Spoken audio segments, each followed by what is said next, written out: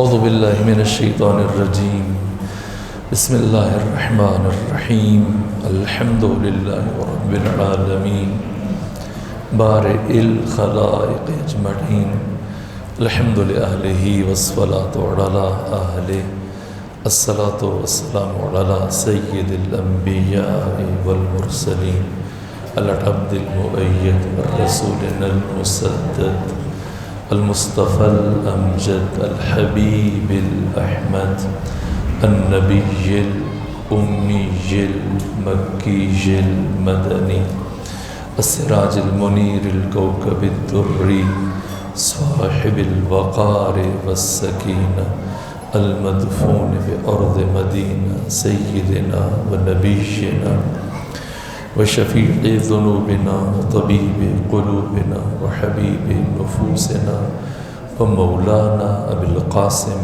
محمد المصطفى صلى الله عليه وسلم وأهل بيته الأطيبين الأطهرين الأنجبين المعصومين المظلومين ورحمة الله على أحبابهم وأصحابهم وشيرتهم ومحبيهم ومواليهم أجمعين ولعنة الله على أعدائهم ومنكري فضائلهم وغاصبي حقوقهم من جرم عداوتهم إلى الآن ومن الآن إلى قیام یوم الدین وبعد یوم الدین اما بعد فقد قال حق سبحانہ وتعالی فی القرآن بسم اللہ الرحمن الرحیم قد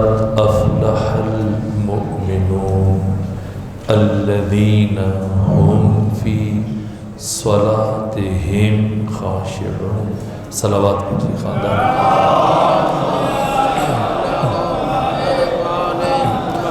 سورہ مبارکہ مومنون کے جو 118 آیتوں پر مشتمل ہے قرآن حکیم کا مصحف کی ترتیب کے مطابق 23واں سورہ ہے اور یہ سورہ مکی ہے۔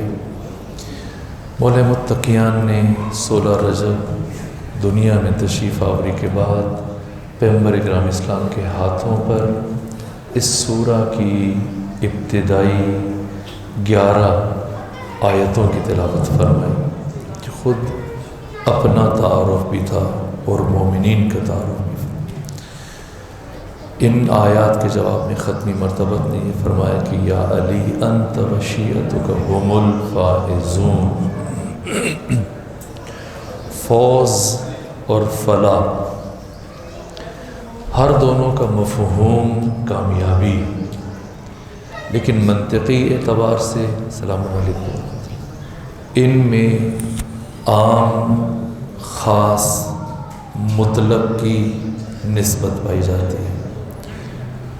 ہر فوز فلاح ہے لیکن ہر فلاح فوز نہیں۔ فوز مطلق کامیابی کو کہا جاتا ہے، فلاح ایسی کامیابی جس کے بعد تکلیف ختم ہو جائے، آسودگی ہو، اطمینان، خوشی۔ فلاح دنیاوی اور اخروی ہر دو سعادتوں کو شامل ہے۔ مومن کے لیے یہاں پر لفظ فوز استعمال نہیں کیا گیا، لفظ فلاح جو کامیابی کی اتم ترین منزل ہے۔ قد افلح المؤمنون، بتحقیق مومن کامیاب فلاح یافتہ ہے، فوز کی بات نہیں۔ فلاح اس لیے آپ نماز کے لیے کلمہ فلاح استعمال کرتے ہیں، اور شب و روز میں کل ملا کر 20 مرتبہ یہ کہتے ہیں آذان اور اقامت میں، اس لفظ کو 20 دفعہ تکرار کرتے ہیں، حی علی الفلاح، آؤ فلاح کی طرف۔ یعنی نماز فلاح. کون سی نماز؟ در حالی کہ اللہ اسی قرآن میں ارشاد فرماتا ہے سورہ ماعون کی آیت نمبر 4 اور 5، ویل للمصلین، نمازیوں کے لیے ہلاکت، نمازیوں کے لیے تباہی، نمازیوں کے لیے جہنم. ویل جہنم کی گھاٹی کا نام، نمازیوں کے لیے آگ ہے. کون سے نمازی؟ ویل للمصلین الذین هم عن صلاتهم ساہون، جو اپنی نمازوں میں غفلت کرتے ہیں. اس لیے کہ نماز کے وجوب کا فلسفہ سورہ طٰہٰ کی آیت نمبر 14 میں جو اللہ نے بیان کیا، اقم الصلاۃ لذکری، نماز قائم کرو میری یاد کے لیے. ذکر یعنی یاد. یہ دو متضاد کلمات ہیں، غفلت اور ذکر. غفلت اور یاد. نماز برپا کرنے کا مقصد یاد خدا ہے، اور انسان چند حرکات و سکنات انجام دے اور غفلت کی حالت میں، ایسے نمازیوں کے لیے جہنم ہے. ان کا نماز پڑھنا نہ پڑھنا مساوی. اقم الصلاۃ لذکری، نماز اس لیے منع کیا گیا. سورہ نساء کی آیت نمبر 43 کے پہلے حصے میں پروردگار نے ممانعت فرمائی، لا تقربوا الصلاۃ، لا تقربوا الصلاۃ، نماز کے قریب بھی نہ جاؤ. وَأَنْتُمْ سُكَارَىٰ، جب تم نشے کی حالت میں ہو. حتیٰ، یہاں تک کہ تمہیں تعلموا ما تقولون، یہاں تک کہ تمہیں یہ سمجھ آنا شروع ہو جائے کہ کیا کہہ رہے ہو زبان سے. جب نشہ پوری طرح سے اتر جائے تب نماز کے لیے کھڑے ہو سکتے. نماز اور غفلت یہ دو چیزیں قابل جم نہیں، لیکن اپنی نماز کو ذکر بنانے کے لیے اور غفلت سے دور کرنے کے لیے پھر کچھ مراحل کا طے کرنا ضروری ہے. سب سے پہلے طعام، رزق. صرف رزق کی پاکی کافی نہیں ہے، رزق کا پاک ہونا کافی نہیں ہے، بلکہ اس رزق کی مقدار بھی اہمیت رکھتی ہے. یہ غذا اور خوراک کتنی مقدار میں کھائی جائے. بہار الانوار کی پہلی جلد میں حدیث عنوان بصری میں جو تعلیم دیا گیا کہ اپنے شکم کے تیسرے حصے کو خوراک سے پر کرو. ایک حصہ 1/3 غذا کے لیے، خوراک کے لیے، 1/3 پانی کے لیے گنجائش رکھو، 1/3 تنفس کے لیے، سانس لینے کے لیے. پرخوری سبب غفلت. بہت زیادہ احادیث ہیں، بہت زیادہ روایات ہیں، ہم اس سمت نہیں جاتے. پرخوری سے منع کیا گیا. چاہے سامنے رزق حلال پڑا ہو، لیکن کچھ چیزوں کی رعایت شرط ہے. اسی حدیث میں بہار میں یہ بیان کیا گیا، اگر زور زبردستی سے با دل ناخواستہ، نہ چاہتے ہوئے، اکراہ کی وجہ سے اگر انسان کو مجبور کیا جائے، اس کا ذوق نہیں ہے، اس کی طلب نہیں ہے، اس کا جی نہیں چاہ رہا وہ چیز کھانے کو، لیکن ماں باپ چاہتے ہیں مثلا بیٹا یہ چیز کھا لے، اگر خلاف رغبت وہ کھائے گا اس سے حماقت پیدا ہوگی. اگر کوئی چیز ہرس اور لالچ سے کھائی جائے، جلدی جلدی کھائی جائے، تاکہ مثلاً بچے ہیں انہیں پسند ہے پیزا پسند ہے، اور اب 5-6 بچے ہیں اور سب کے بیچ میں رکھا جائے تو اب سب کی کوشش ہوگی کہ زیادہ وہ کھا لیں۔ یہ والدین کا کام ہے، انہیں تعلیم دیں۔ اگر وہ حرص سکھائیں کہ میں جلدی کھا لوں تاکہ زیادہ مقدار میرے حصے میں آئے، اس سے قساوت قلب پیدا ہوتی ہے۔ اور یہ تہذیب یہ بچپنے سے ہونی چاہیے۔ کھانا کھاتے ہوئے دوسروں کا لحاظ رکھا جانا، کھانے کے جو آداب ہیں جن کی رعایت ضروری ہے، ان میں سے ایک اپنے سامنے سے کھانا اٹھا کے کھانا چاہیے، دوسروں کے سامنے سے کھانا اٹھا کے کھانا مکروہ ہے۔ اور کھانا کھاتے ہوئے پوری توجہ رہے، خیال دوسرے کی حق تلفی نہ ہو، مبادا توفیقات سلب ہو جاتی ہیں۔ ہم سمجھتے ہیں شاید شراب پینے سے، بڑے بڑے گناہ کرنے سے انسان کی توفیقات سلب ہوتی ہیں، نہ، ایک لقمہ مشتبہ بھی انسان کی زندگی کو بدل کے رکھ سکتا ہے۔ معلم اخلاق آیت اللہ حسین مظاہری وہ فرماتے ہیں کہ میرا ایک شاگرد میرے پاس آیا اور مجھ سے کہا آقا، پہلے میں تہجد پڑھتا تھا باقاعدگی سے، تلاوت قرآن کرتا تھا، دعا و مناجات کے لیے وقت معین رکھتا تھا، اور پھر مجھے مناجات کی، دعا کی، گریہ کی توفیق حاصل تھی، عبادت میں لذت محسوس ہوتی تھی۔ لیکن ایک وقت گزر گیا، ایک عرصہ گزر گیا، اب وہ توفیق مجھ سے چھن گئی، تہجد سے محروم، نماز شب نہیں پڑھتا، صرف نماز واجب پڑھتا ہوں، نوافل سے گریز کرتا ہوں، اور نماز واجب بھی جلدی جلدی کہ فریضہ ادا ہو جائے، اس میں رقت نہیں ہے، انہماک نہیں ہے، توجہ نہیں ہے، خشوع نہیں۔ ایسا کیوں ہوا؟ تو آیت اللہ حسین مظاہری فرماتے ہیں میں نے اپنے شاگرد سے کہا کہ اپنا محاسبہ کرو، احتساب کرو، احتساب نفس کی کدال سے اپنے باطن کو کریدو۔ کچھ ایسی غلطی تم سے سرزد ہوئی ہے ضرور، جس کی پاداش میں تم لذت مناجات سے اور لذت عبادت سے محروم ہو گئے۔ تو شاگرد نے کہا نہیں، ایسی کوئی بات نہیں، میں نے کبھی کوئی ایسا گناہ نہیں کیا، میں خود کو جانتا ہوں۔ آغا مظاہری نے کہا کہ کوشش کرو، یاد کرو، یہ ممکن نہیں کہ بغیر کسی عمل کے سلب توفیق ہو جائے، کوئی عمل کبھی تم سے سرزد ہوا۔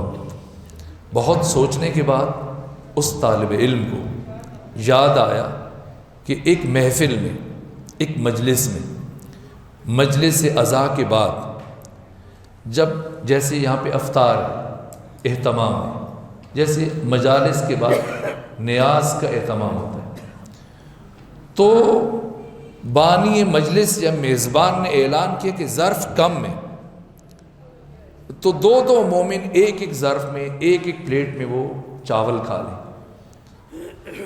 تو اب اس جوان نے کہا کہ میرے سامنے ایک بزرگ تھا، 80-90 سال کا بوڑھا، جس کے منہ میں دانت نہیں تھے، تو وہ بیٹھا، لیکن مجھے جلدی کھانے کی عادت تھی، تو میں نے اس بوڑھے کی رعایت نہیں کی، اور جیسے ہی کھانا شروع کیا تو مجھے جلدی میں کھا کے بمشکل اس بوڑھے نے 2 سے 3 لقمے اٹھائے اور میں نے چاولوں کی پلیٹ خالی کر دی۔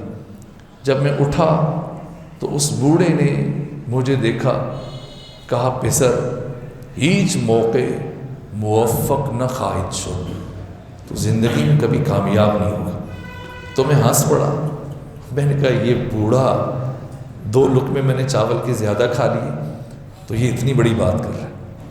لیکن آقا مظاہری، اب میں آپ کی بات سوچ رہا ہوں، وہ دن اور آج کا دن میں محسوس کر رہا ہوں کہ میرے اس عمل سے میری توفیقات سلب ہو گئی۔ کسی کی دل آزاری، کسی کی دل شکنی۔ علماء اس حد تک احتیاط کرتے ہیں، آقا بہجت سے متعلق ہم نے دیکھا، مسجد فاطمیہ میں نماز پڑھنے کے بعد وہ اپنے پاؤں سردی کے باوجود فرش پہ رکھتے تھے، کسی اور مومن کے جوتے پہ پاؤں نہ آ جائے، اور خود دیکھا کہ اگر کسی مومن کا جوتا الٹا ہے تو اپنے ہاتھ سے سیدھا کر رہے۔ نہ حق نہیں ہے کہ دوسرے کے جوتوں کے اوپر ہم پاؤں رکھتے ہوئے انہیں رونتے ہوئے آگے بڑھ جائیں۔ چھوٹے چھوٹے حقوق، چھوٹی چھوٹی باتیں اگر ان کا خیال نہ رکھا جائے، انسان بڑی بڑی توفیقات سے محروم رہ جاتا ہے۔ صرف لقمہ حلال کافی نہیں، لقمہ حلال ہو، پاک ہو، طاہر ہو، طیب ہو، لیکن کیسے کھایا جائے، کتنی مقدار میں کھایا جائے، کن آداب کے ساتھ کھایا جائے، یہ معصومین علیہ الصلوۃ والسلام نے بیان فرمایا۔ طہارت بدن، اس کے بعد پھر دوسرا مرحلہ وضو کا۔ وضو سے پہلے مرحلہ تخلیہ، اس سے متعلق میں نے اشارتاً کا لفظ کیا۔ پھر مرحلہ وضو، وضو کے بعد پھر مختصراً نماز سے متعلق آج بیان کریں گے، پھر کل ایک ایک عمل کی حکمت بیان کریں گے۔ آج جیسے ڈاکٹر صاحب نے کہا، خود تشہد اور نماز کے آخر میں جو سلام پڑھے جاتے ہیں، ہمیں ارتضاء بتائیں گے کہ جو 3 سلام ہیں ان میں سے کون سا سلام واجب ہے اور کون سا سلام مستحب ہے، تاکہ پھر آج کی اس نشست میں ہم اسی کا فلسفہ بیان کر کے آج کے درس کو تمام کر دیں۔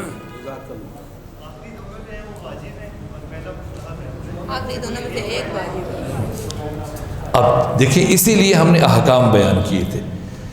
پہلے مرحلے میں احکام سیکھ لیں بچے بھی جوان بھی، اگر کچھ بھول رہے ہوں، تاکہ فذکر ان الذکر تنفع للمؤمنین، یاد دہانی کرو کہ یہ یاد دہانی مومنین کے لیے مفید ہوتی ہے۔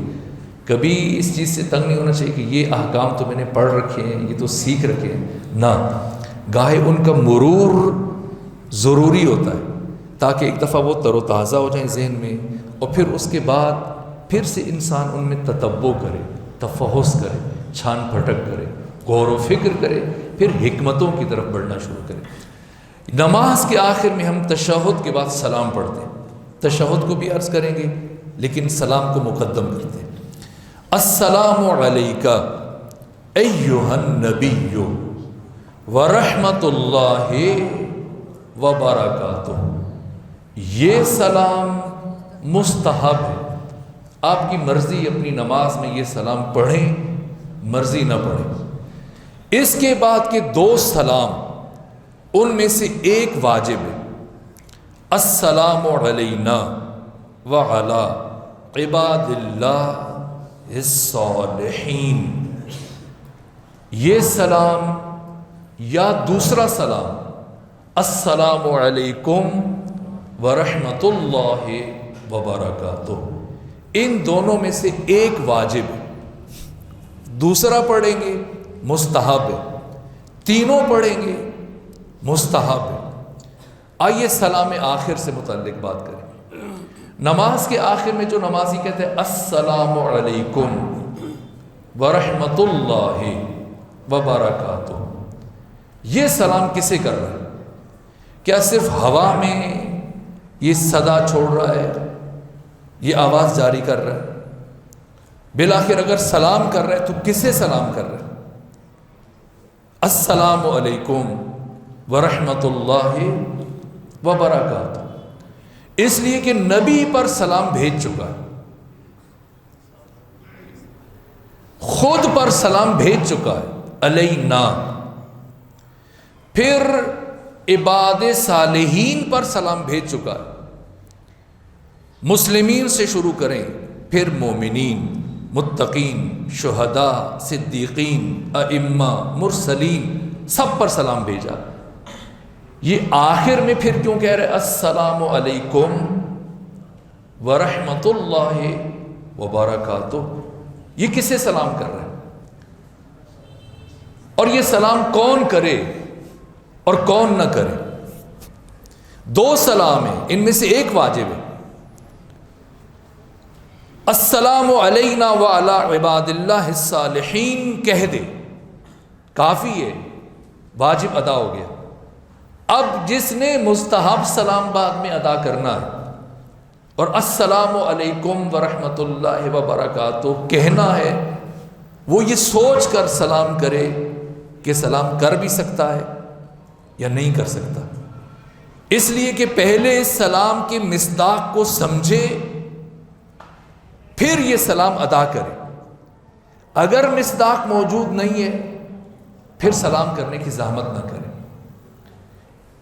کسے سلام کیا جاتا ہے؟ یہ پیغمبر کی حدیث ہے، الصلاۃ معراج المؤمن، نماز مومن کی معراج ہے. کیا مطلب؟ جب مومن وضو کر کے غسل کر کے جائے نماز پر آتا ہے، یہ جائے نماز اس کے لیے براق ہے، یہ جائے نماز اس کے لیے پلین ہے، یہ جائے نماز اس کے لیے فضائی جہاز ہے جو اسے مختلف عوالم کی سیر کرانے جا رہا ہے. یہ جائے نماز جس پر یہ کھڑا ہوا ہے، کھڑا ہوا عالم ناسوت میں، عالم ملک میں. اس کا جسم یہی عالم ملک میں کھڑا رہ جائے گا، اسی عالم ناسوت میں رہے گا. چونکہ انسان کا جسم عالم ناسوت سے بالتر پرواز کرنے کی صلاحیت نہیں رکھتا، روح میں صلاحیت ہے. انسان کا جسم ناسوت کی حدوں کو نہیں توڑ سکتا، انسان کا جسم عالم ملک کی حدوں سے ماورا نہیں ہو سکتا. اسی لیے عجیب حدیث ہے جو معصوم نے فرمایا کہ شیعتنا خلقوا من ارواح شیعتنا خلقوا من فاضل طینت ابداننا. یہ عجیب حدیث ہے. یہ بہار میں علامہ مجلسی نے امام صادق سے بیان کی کہ خلقوا ارواح شیعتنا من فاضل طینت ابداننا. ہمارے شیعوں کی روحوں کو ہمارے جسموں کی باقی ماندہ مٹی سے خلق کیا گیا. عجیب ہے. دیکھیے یہ نقطہ بھی میں عرض کر چکا ہوں لیکن پھر سمجھنا ہے بات کی اہمیت کے مد نظر. جسم عناصر کا مجموعہ ہے، آگ، پانی، ہوا، مٹی. کبھی بھی عناصر یا عناصر سے مرکب کوئی شے یہ عالم ملک کی حدود کو نہیں پار کر سکتی. لیکن روح بسیط ہے، روح مجرد ہے، روح لطیف ہے. اور اس روح لطیف میں اللہ نے 5 جوہر رکھے: جوہر علم، جوہر بقا، جوہر ارتقا، جوہر خوشبو اور جوہر نور. روح میں یہ 5 جوہر ہیں. روح لطیف ہے، روح ابدی ہے، روح سرمدی ہے، روح لازوال ہے جیسے اللہ لازوال ہے. روح کو فنا نہیں ہے. پیغمبر نے فرمایا خلقتم للبقا لا للفنا. تم ہمیشہ رہنے کے لیے بنائے گئے ہو، فنا کے لیے نہیں. روح کو فنا نہیں ہے. روح ابدی لازوال جیسے اللہ ابدی ہے. روح ازلی نہیں ہے. اللہ میں اور روح انسان میں یہ فرق ہے. اللہ ازلی بھی ہے، ابدی بھی ہے. روح بشر ازلی نہیں ہے لیکن ابدی ہے. یہ روح لطافتوں کا مجموعہ ہے.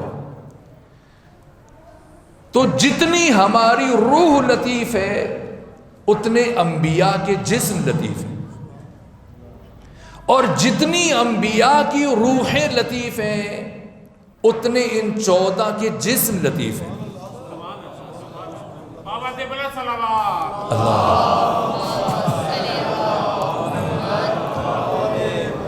اس لیے یہ 14 اسی جسم کے ساتھ معراج کر سکتے ہیں، یعنی عالم ناسوت اور عالم ملک سے ماورا، عالم ملکوت، عالم ہاہوت، عالم جبروت، عالم لاہوت، ان سارے مقامات پر مقام خلافت مطلقہ الہیہ تک نائل ہو سکتے ہیں، جہاں پر باقی 1,24,000 انبیاء بھی نہیں جا سکتے، ان کی روحیں جا سکتی ہیں۔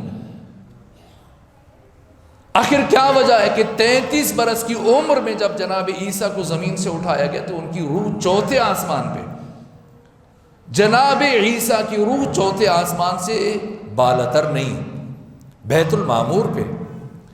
یہ 14 ہیں جن میں سے سر فہرست پیغمبر گرامی اسلام، دنا فتدل فکان قاب قوسین او ادنا، اس قرب کو یا خدا جانتا ہے، یا محمد مصطفیٰ جانتے ہیں، یا وہ علی جانتے جن کے لہجے میں پروردگار ختمی مرتبت سے ہم کلام تھا۔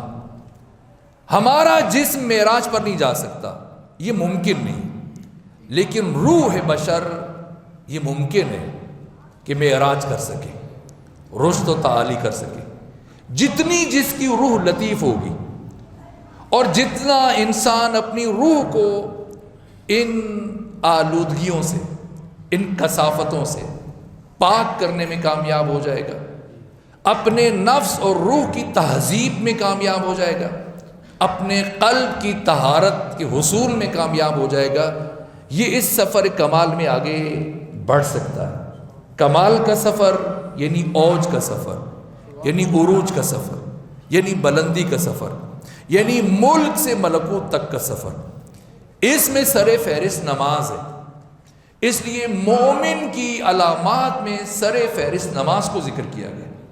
تعجب ہے، ملا احمد نراقی، معلم اخلاق، فقیہ، فیلسوف، مفسر، عروج السعادہ میں تحریر فرمایا کہ زانی کی سزا قتل نہیں ہے، تازیانے مارے جائیں، لیکن تارک الصلاۃ کی سزا قتل ہے۔ کیوں قرآن فرماتا ہے کہ اقیموا الصلاۃ ولا تکونوا من المشرکین، نماز قائم کرو، مشرک نہ بنو۔ کیوں تارک الصلاۃ جہنمی ہے؟ مولا متقیان فرماتے ہیں ہمارے شیعوں کو قرآن کی اس آیت سے نمازی بناؤ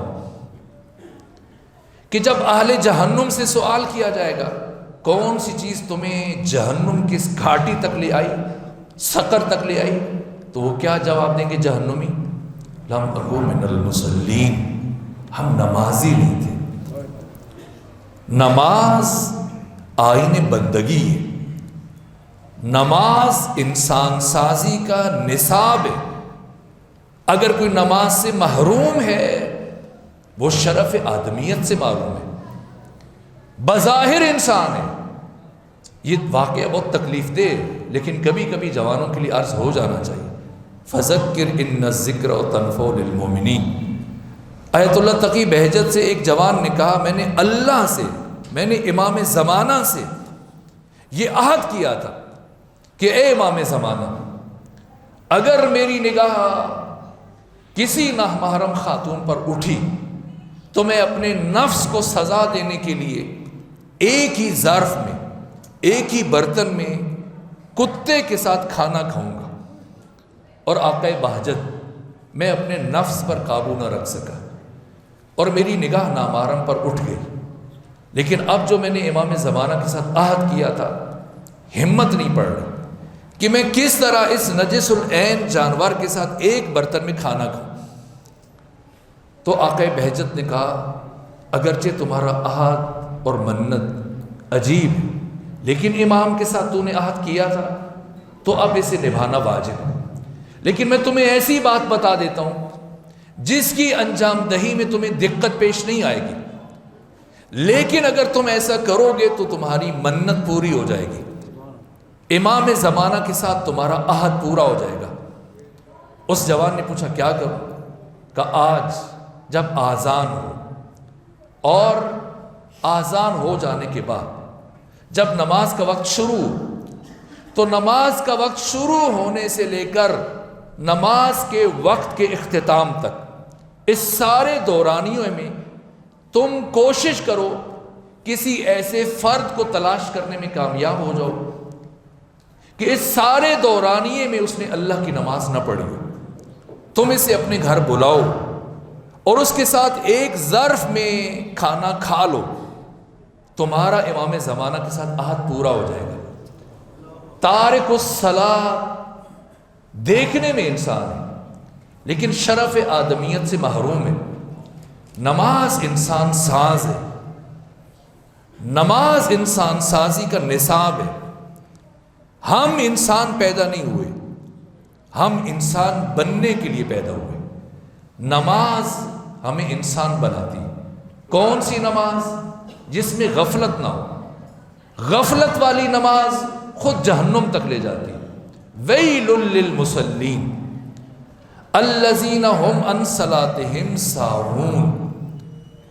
نماز جو ذکر خدا کے ساتھ، جو مسلسل یاد خدا میں آغاز سے لے کر انجام تک، شروع سے لے کے آخر تک، جب نماز کے لیے آئے اور کہے اللہ اکبر. میں نے کل عرض کیا تھا اللہ اکبر کہتی ہوں مراد کیا لے؟ اگر کہے کہ اللہ اکبر یعنی اللہ سب سے بڑا ہے، یہ خود شرک ہے. اس لیے در اہل بیت کو چھوڑ کر کہیں اور سے اگر ہم نے قرآن کو یا نماز کو یا روح عبادت کو سمجھنے کی کوشش کی تو سوائے شرک کے اور جہالت کے کچھ نہیں ملے گا. امام صادق نے بتایا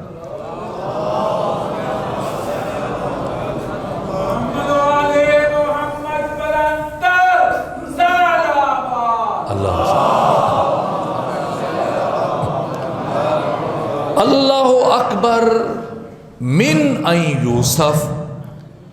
اللہ کی بزرگی، اللہ کا بڑا ہونا کسی نے نسبی قرار دیا تو یہ مشرک ہے.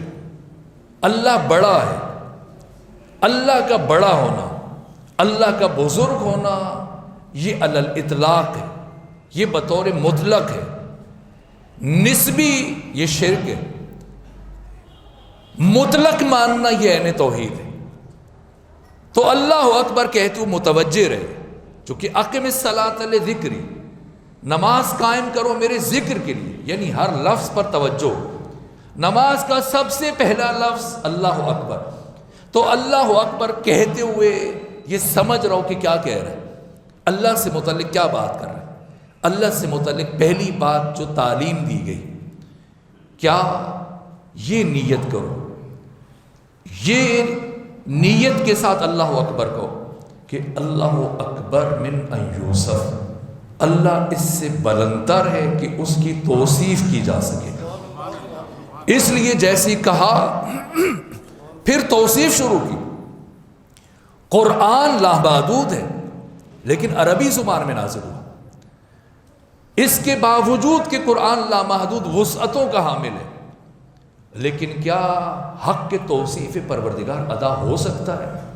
عرفاء نے یہ گفتگو کی ہے، مشکل ہے. اس لیے سورہ الحمد سارا قرآن تفصیل ہے، سورہ فاتحہ اس کی فہرست ہے، باقی سارے کا سارا قرآن اس اجمال کی تفصیل ہے.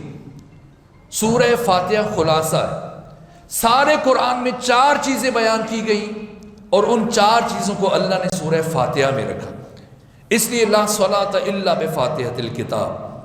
سورہ فاتحہ کے بعد مستحب ہے کہ سورہ قدر پڑھی جائے، لیکن اختیار ہے، آپ کوئی بھی سورہ پڑھ سکتے ہیں. سورہ الحمد میں بھی اللہ کی رحمت سے بات شروع ہو رہی ہے، اللہ کی وحدانیت کو بیان کیا جا رہا ہے، اللہ کی حاکمیت مطلقہ کو بیان کیا جا رہا ہے، باقی تینوں مراحل کو بیان کیا جا رہا ہے. اور اس کے بعد دوسری سورہ میں انسان اللہ کی مزید مدح کرتا ہے، اور اللہ کی توصیف کرنے کے بعد پھر مستحب ہے پھر ہاتھ اٹھائے کہ اللہ اکبر. کیا مطلب؟ میں نے اللہ کی توصیف کی لیکن اللہ کی توصیف اس سے بھی بلندتر ہے. اس سے بھی بالاتر ہے۔ پھر اللہ کی عظمت اور بزرگی اور کبریائی کو بیان کرتے ہوئے اب تک حالت قیام میں تھا، اب گردن جھکائے، جھک جائے اور تسلیم ہو جائے، اور جھکنے کے بعد اپنی گردن راہ خدا میں پیش کرنے کے بعد کہ سبحان ربی العظیم و بحمدہ، رکوع میں عظمت خدا بیان کرے، اور عظمت خدا بیان کرنے کے بعد پھر کھڑے ہو کے کہے اللہ اکبر۔ یہ جو میں نے عظمت خدا بیان کی، اللہ کی بزرگی، خدا اس سے بھی بزرگ تر ہے۔ پھر انتہائی ذلت و خواری کے اظہار کے لیے، انتہائی تذلل اور تواضع اور انکساری کے اظہار کے لیے اپنے سب سے کریم ترین حصے کو، بدن کے شریف ترین عضو کو مٹی پر، خاک پر، جس سے انسان قدم رکھ کے گزر جاتا ہے، جسے رونتے ہوئے آگے بڑھ جاتا ہے، کیوں کارپیٹ پہ سجدہ نہیں ہو سکتا؟ کیوں قالین پہ سجدہ نہیں ہو سکتا؟ کیوں کپڑے پہ سجدہ نہیں ہو سکتا؟ اللہ چاہتا ہے بشر اس شریف ترین عضو کو پست ترین حصے پر، اس زمین پر، اس مٹی پر رکھے جسے رونتے ہوئے لوگ آگے بڑھ جاتے ہیں، اور اس کریم ترین حصے کو مٹی پر رکھ کر میری بزرگی اور عظمت کا اعلان کرے اور کہے سبحان ربی الاعلی و بحمدہ، اور یہ کہنے کے بعد پھر اٹھ کے بیٹھے اور پھر اللہ اکبر کہے اس نیت اور ارادے کے ساتھ اللہ اکبر من ان یوسف۔ یہ جو میں نے اللہ کی عظمت کو سجدے میں جا کے بیان کیا، ذات خدا اس سے بھی بلند تر ہے۔ دوبارہ سجدے میں چلا جائے، اس دوسرے سجدے کی حکمت کیا ہے یہ بیان کیا جائے گا۔ پھر اسی ترتیب سے جب اختتام تک آئے، اب نماز ختم ہو گئی، جیسی اس نے کہا السلام علیکم ورحمۃ اللہ وبرکاتہ، نماز ختم ہو گئی، لیکن نماز کے اختتام پر 3 مرتبہ پھر ہاتھ اٹھائے، اور جہاں سے بات شروع کی تھی وہاں پہ بات ختم کرے، 3 مرتبہ ہاتھ اٹھا کے گواہی دے اللہ اکبر من ان یوسف، اللہ اکبر من ان یوسف۔ اللہ اس سے بزرگتر ہے کہ اس کی حمد اور توصیف بیان کی جا سکے۔ یہ تکبیرۃ الاحرام ہے، اور تکبیرۃ الاحرام اللہ اکبر کہنا، لیکن اللہ اکبر کہنے کے ساتھ اپنے ہاتھوں کو اپنے کانوں تک لے کے آ جانا یہ مستحب ہے، مستحب ہے۔ کیوں مستحب ہے؟ اگر پولیس کسی مجرم کو گرفتار کرے، البتہ اب تو پولیس کم ہی کسی مجرم کو گرفتار کرتی، اکثر بے گناہ ہی پولیس کے ہتھے چڑھتے ہیں، لیکن فرض کریں کہ پاکستان بھی ایک فلاحی مملکت بن جائے، ایک آزاد ملک بن جائے، بیرونی قوتوں کے تسلط سے آزاد ہو جائے، اس ملک کو بھی صالح قیادت مل جائے، اور اگر ایسا ہو جائے تو یہاں کی پولیس بھی صرف مجرموں کو پکڑے، نہ کہ اس وطن کے لیے آواز بلند کرنے والوں کو گرفتار کرے۔ تو جب وہ کسی مجرم پہ پولیس اپنی بندوق تان لیتی ہے تو اس کا ریئیکشن کیا ہوتا ہے؟ کیا کرتا ہے؟ اپنے ہاتھوں کو کھڑا کر دیتا ہے، یعنی میں آپ کو خود کو آپ کے سپرد کر رہا ہوں۔ تو یہ رفع یدین کا ایک فلسفہ، پروردگار میں گناہ کرتا رہا، تیری نافرمانی کرتا رہا، تیرا مجرم ہوں، تیری بارگاہ کا باغی ہوں، لیکن میں اب ہاتھ کھڑے کر رہا ہوں، میں اعتراف جرم کر رہا ہوں۔ اور دوسری نیت یہ کرے ہاتھ اٹھاتے ہوئے کہ میں دنیا سے، دنیا کی خواہشوں سے، دنیا کی لذتوں سے ہاتھ اٹھا رہا ہوں، اس دنیا سے ہاتھ اٹھا کر، اس ملک سے ہاتھ اٹھا کر اب تیری بارگاہ میں عالم ملکوت کا سفر کرنا چاہتا ہوں۔ جس طرح سے حج کے آداب میں خمینی بت شکن نے فرمایا، ابھی بعض فقہا نے حال ہی میں پچھلے سالوں میں، جیسے آگے ناصر مکارم شیرازی نے کہا، چونکہ حج کے موقع پر بہت سارا گوشت ضائع ہو جاتا ہے، اس لیے چونکہ لاکھوں کی تعداد میں بکرے ذبح کیے جاتے ہیں تو بڑی مقدار میں گوشت ضائع ہو جاتا ہے۔ اگرچہ سعودی حکومت کوشش کرتی ہے کہ وہ گوشت پھر افریقہ میں، بوسینیا میں، غریب مسلمان ممالک تک پہنچائے، لیکن پھر بھی سارا گوشت نہیں پہنچ پاتا اور اس کا ایک حصہ ضائع چلا جاتا ہے۔ اس لیے بعض فقہا نے، از جملہ ناصر مکارم شیرازی صاحب نے فتویٰ دیا کہ اس گوشت کے ضیاع سے بچنے کے لیے انسان بعد میں اپنے ملک میں آ کے بھی قربانی کر سکتا ہے تاکہ گوشت ضائع ہو جائے، لیکن خمینی بت شکن نے کیا فرمایا؟ کہا کہ اس قربانی کا مقصد مساکین اور غریبوں کو گوشت کھلانا نہیں ہے۔ ہاں اب جب کہ جانور ذبح ہو گیا، دمبا یا بکرا ذبح کر لیا، تو ظاہر اس کا گوشت تلف نہیں ہونا چاہیے، یہ فقراء تک جائے، مساکین تک جائے۔ لیکن اس قربانی کا فلسفہ اور اس کا مقصد اصلی غریبوں اور مساکین کو گوشت کھلانا نہیں ہے۔ پھر مقصد کیا ہے؟ مقصد یہ کہ اس لیے آپ دعائیں پڑھیں۔ جب انسان قربانی کرتا ہے یا تو خود ذبح کرے یا قصاب کے ہاتھ پر ہاتھ رکھے اور وہ دعائیں پڑھے جن کا مفہوم کیا ہے؟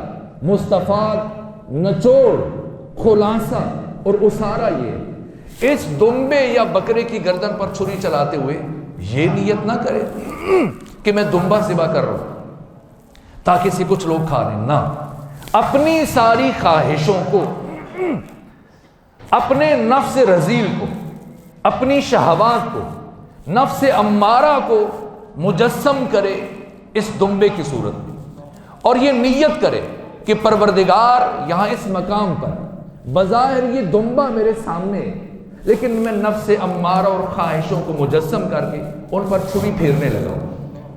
اگر یہ چھری پھرنے کے بعد بھی نفس رذیل اور وہ خواہشیں اسی طرح سے اس کے وجدان میں باقی ہیں، تو خمینی مجھ شکن فرماتے کہ اس نے تو قربانی نہیں کی ہے۔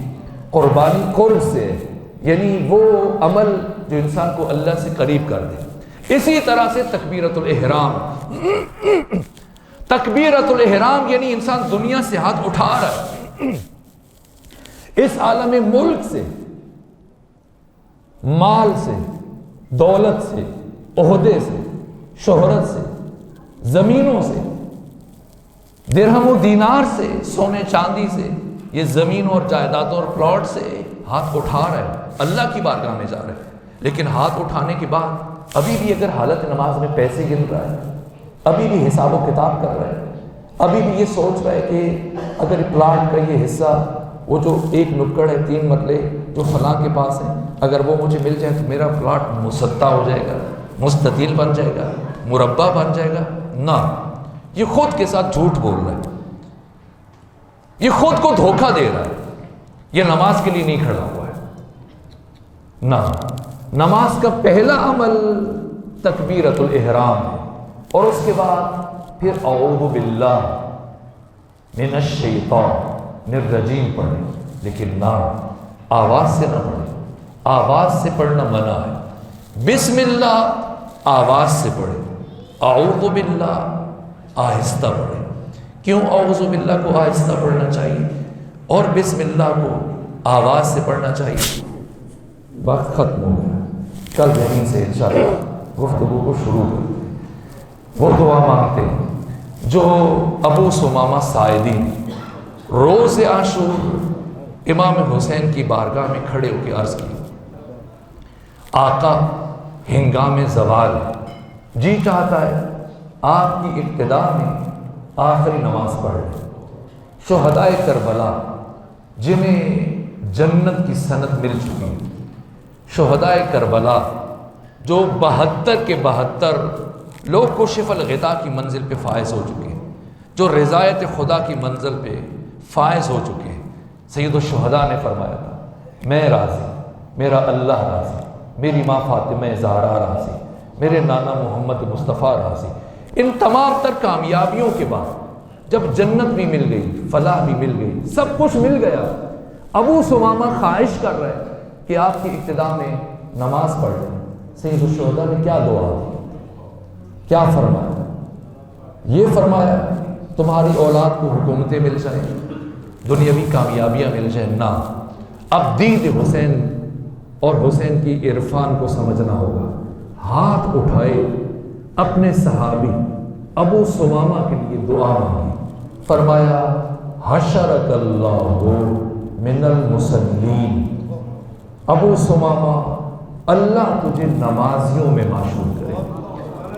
یعنی نگاہ حسین ابن علی میں نماز ایک بلند درجہ ہے، اور نمازیوں میں معشور ہونا ایک عجیب درجہ ہے۔ پروردگار بحق کے سرور و سالار شہیدان، بحق کے امام عزت، بحق کے امام انقلاب، بحق راکب دوش رسول، بحق سید شباب اہل الجنہ، بحق مجسم نماز، بحق عاشق نماز۔ امام حسین زندگی بھر فرمایا کرتے تھے انی احب الصلاۃ، مجھے نماز سے بہت محبت ہے، پروردگار اس عاشق نماز حسین ابن علی کے صدقے میں ہمیں بھی حقیقی معنوں میں نمازی بننے کی توفیق عطا فرما، پروردگار ہماری نسلوں کو نمازی بننے کی توفیق عطا فرما، ہمیں نماز قائم کرنے کی توفیق عطا فرما، بحق امیر المومنین علی ابن ابی طالب علیہ السلام۔